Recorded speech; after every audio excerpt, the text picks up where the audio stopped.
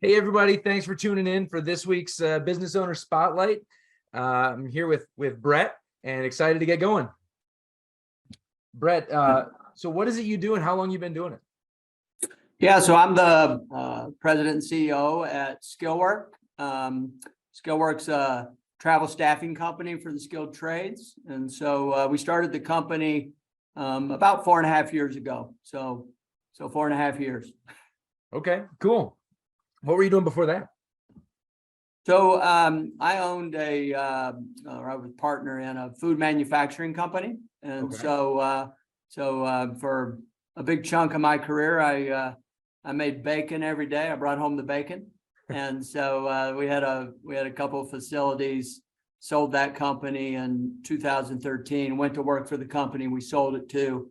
But that was kind of what led me to start Skillwork. You know, we had 8 manufacturing plants and we were really struggling to find the skilled trades talent, which is what Skillwork does. So that was kind of the connection. Awesome.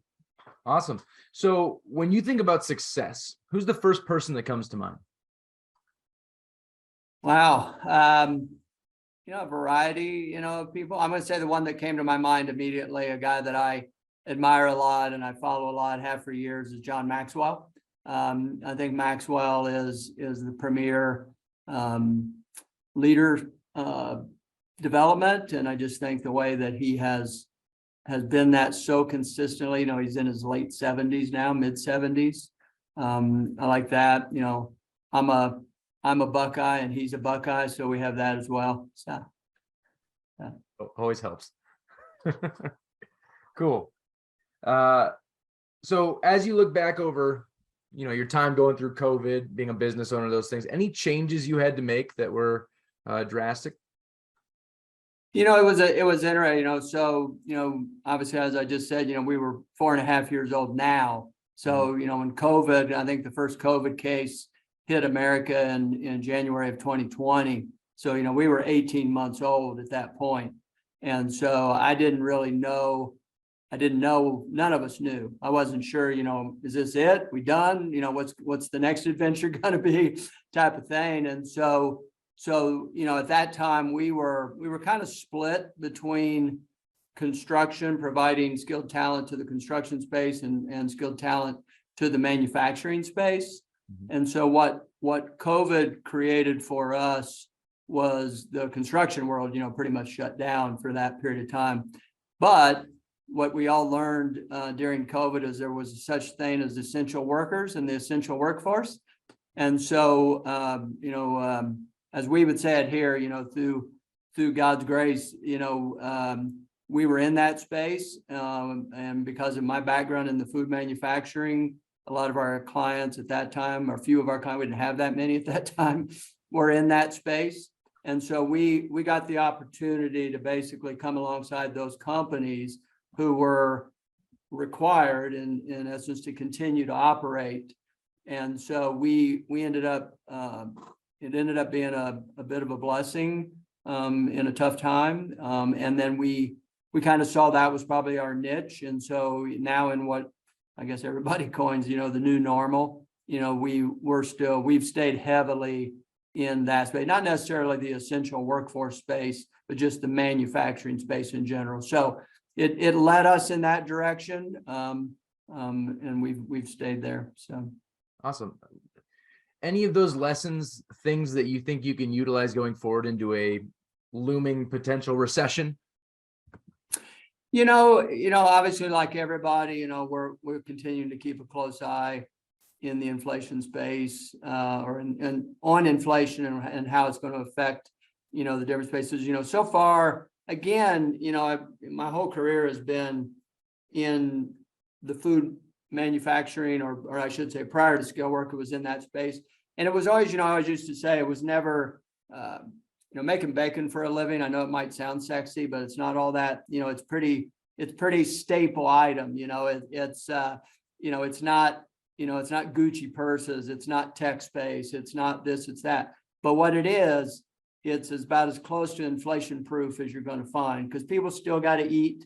They still got to do those kinds of things. So we've kind of stayed in those areas, the areas where we provide our skilled talent in the manufacturing and some construction, but it's kind of in those spaces. So, I think we're continuing to monitor it. Obviously you're starting to see some layoffs, but it's more in the tech space and in, some of the, deliveries, like Amazon's and those kinds of things that are obviously seeing some slowdown, as a result of inflation. At this point, we're not, but we're not naive either. We're paying attention. Awesome. Good stuff. As this isn't your first rodeo running a business and being in leadership, what is the number one lesson or learning that you've had from these experiences that you'd like to share? It's a great question. I'd like to think I'm in the middle of my career, but the truth would say I'm on the upper end now. But I've had a lot of opportunity. This is my fourth business, so which some people would say, I've got an entrepreneurial sickness, but I enjoy it. And so, but at this point in my career versus, in my early 20s, before I probably thought I knew a lot more than I really knew. Now it's really about just setting that clear vision, build a great team, and then empower that team to accomplish the vision. I'm much more, I get a lot more joy helping others accomplish. And I think I learned a lot of that from Maxwell.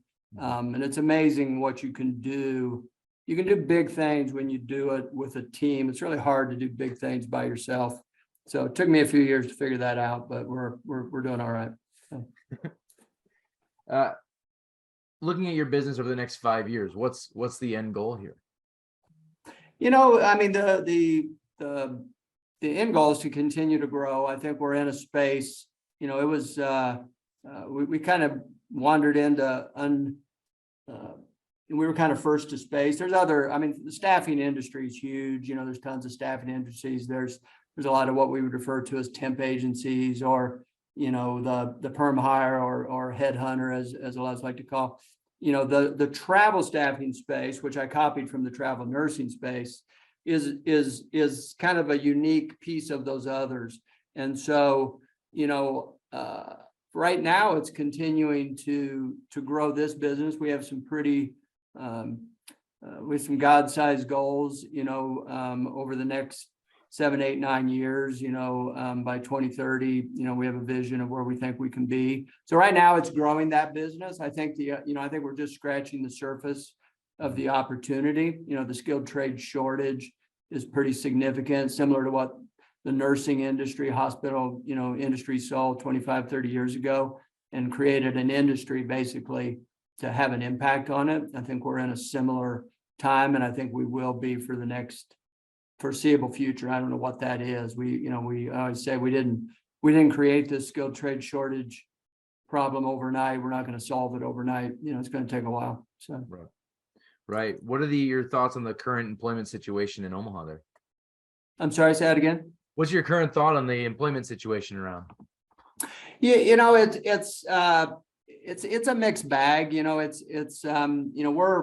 We're national, so we recruit nationally, and then we put our skilled workers out into the field nationally. We're in about 27 states. We got facilities all over. So we're not really the local. We have, companies that we work with here locally, but we're not that tied to the local market. But just the overall, overall unemployment, is low. I think the new numbers came out last week, 3.6 or something like that nationally. So we're back down to, low unemployment numbers, but there's still, a pretty large, I just read an article or a report the other day on, basically the ability to find talent, is back as the top issue, with CEOs.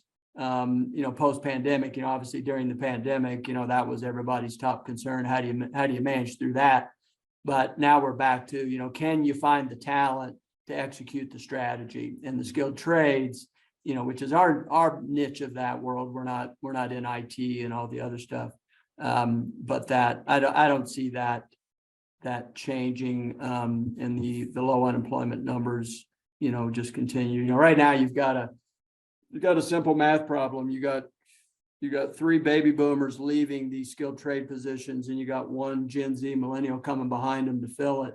So if you're a Gen Z or a millennial, it's a huge opportunity in space. We just got to change the view of it. There's kind of a negative view to getting your hands dirty.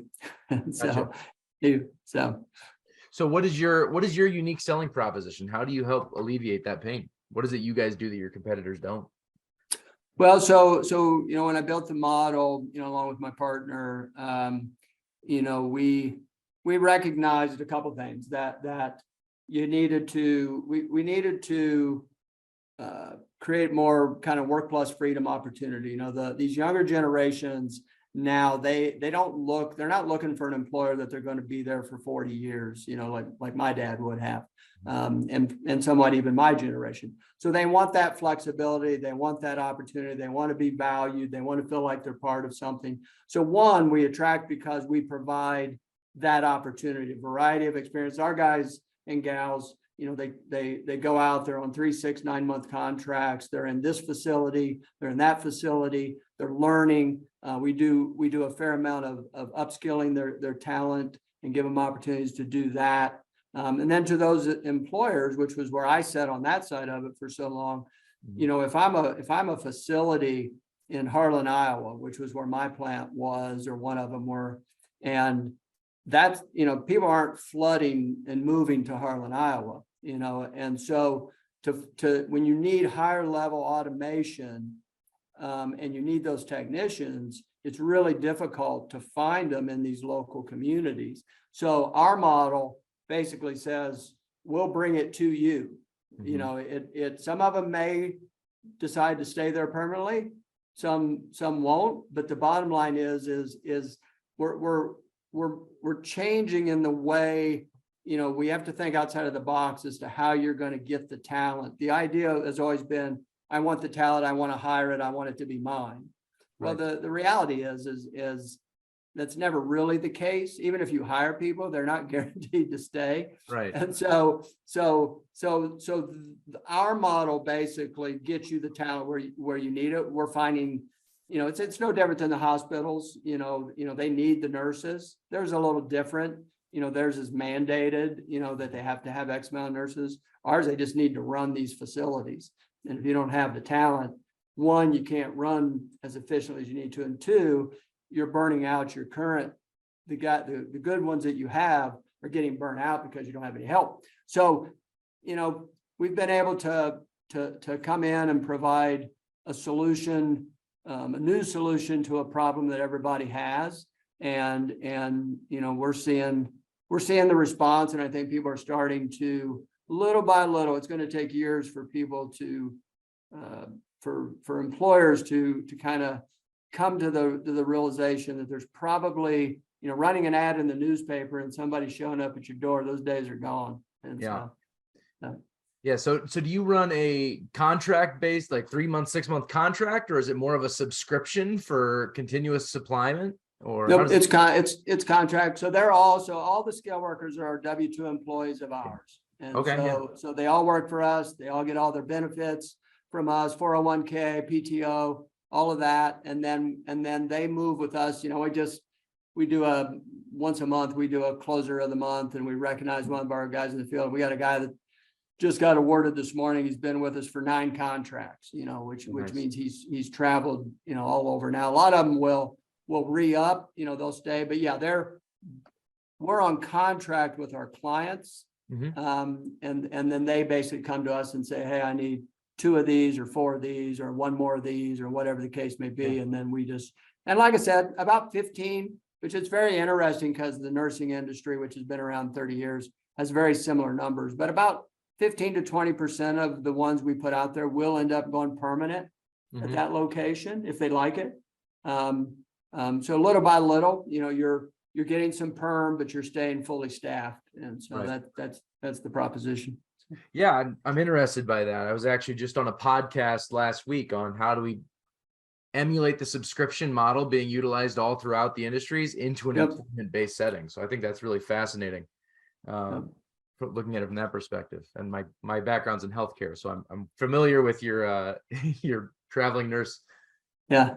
analogies there. Yeah, Omaha has, for some reason, I'm not sure why, but we have a lot of the travel nursing industry is based here in Omaha. And so we have a large presence. And fortunately, one of them, one of the CFOs of that company, when I was trying to figure out how I was going to solve this problem, lived in my neighborhood, and he taught me the model.